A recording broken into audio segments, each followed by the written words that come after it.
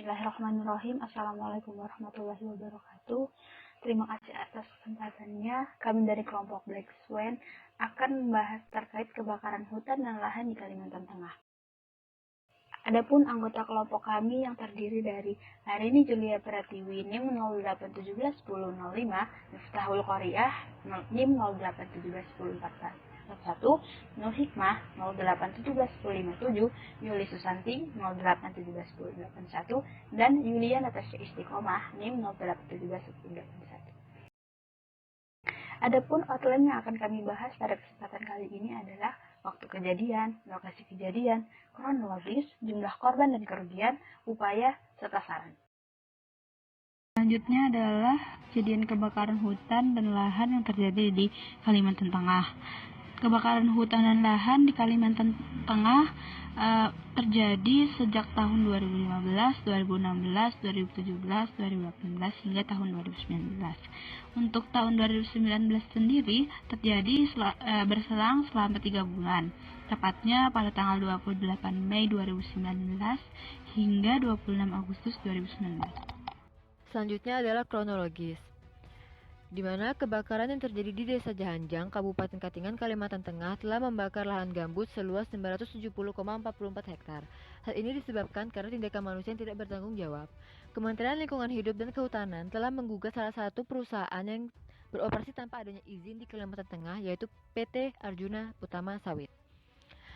Sejak tahun 2013, perusahaan ini telah berjalan tanpa adanya izin operasi seperti izin pelepasan kawasan hutan dan izin AMDAL.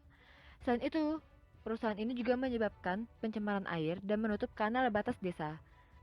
Tiap tahunnya perusahaan ini juga terdeteksi telah menyebabkan titik api untuk membuka lahan menjadi perkebunan sawit. Namun tidak ada tindakan yang tegas dari pemerintah mengenai hal itu. Pada tanggal 31 Desember 2018, KLHK menggugat perusahaan tersebut dan mendaftarkannya di Pengadilan Negeri Palangkaraya dengan nomor perkara 213-PDTG-LH-2018-PN-PLK. Dan sejak tanggal 25 Februari sampai 1 April 2019 telah dilakukan mediasi mengenai hal ini. Dalam gugatan tersebut berisi, tergugat harus membayar ganti rugi material sebesar 115,856 miliar dan melakukan tindakan pemulihan lingkungan atas lahan terbakar sebesar 243,291 miliar. Selain itu, tergugat juga tidak diperbolehkan menanam di lahan perkebunan yang terbakar dan membayar denda 6% per tahun dari total nilai ganti rugi di setiap keterlambatan pembayarannya. Tidak hanya itu, tergugat juga harus mencabut semua sawit yang sudah ditanam dan membayar 700.000 per pohon sawit serta membayar 50 juta per hari untuk setiap keterlambatan yang terjadi. Sehingga perusahaan ini harus membayar ganti rugi sebesar 261 miliar rupiah pada tanggal 23 Oktober 2019. Jumlah korban dan kerugian materi. Untuk jumlah korban sendiri dalam hal ini sebanyak 67.293 jiwa pada bulan September 2019 yang dilaporkan oleh BNPB. Jumlah korban ini adalah jumlah korban yang terkena penyakit infeksi saluran pernapasan akut akibat asap dari kebakaran hutan dan lahan. Untuk jumlah korban yang meninggal tidak ada. Kemudian jumlah kerugian materi. Berdasarkan hasil analisis dari tim BNPB, kerugian materi yang ditanggung oleh pemerintah akibat kebakaran hutan dan lahan di Provinsi Kalimantan Tengah sebanyak 11 triliun rupiah. Kemudian upaya penanggulangan dan pencegahan.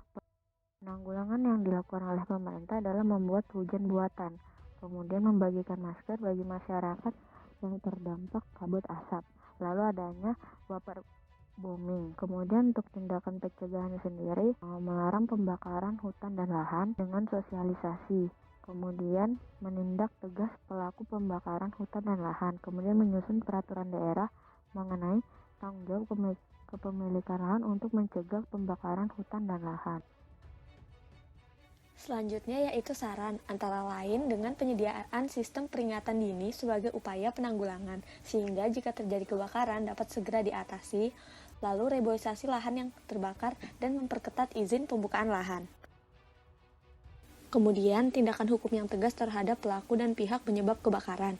adanya kebijakan ekonomi seperti pemberian intensif kepada kelompok atau perseorangan yang mampu menjaga kawasannya dari kebakaran, menciptakan program yang dapat menghambat dilakukannya pembakaran hutan, misalnya menggandengkan upaya pencegahan pembakaran dengan kredit usaha tani, lalu dengan mendorong penelitian untuk inovasi baru atau teknologi tepat guna yang dapat digunakan untuk memberikan alternatif tidak membakar lahan.